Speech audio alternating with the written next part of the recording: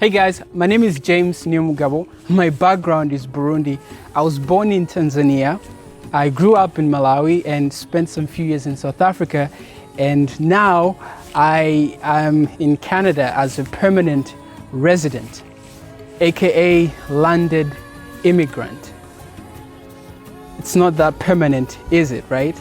But even though that's the case, I'm thankful to God that I still have it because it really means a lot to me. But in more ways than not, I still consider myself a refugee. A refugee is a displaced person placed in a place they did not plan to purchase.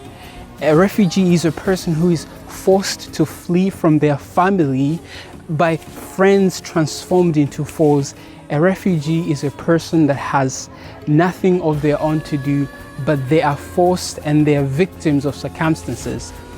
And so this bushy place reminds me of a refugee person. It reminds me of the forest they had to hide in, the jungles they had to jog in. It reminds me the dangers they had to dodge and the courage they had to flee their homes. A refugee is an asylum seeker, seeking for food, shelter, clothing, pretty much the basic needs that they were basically deprived of.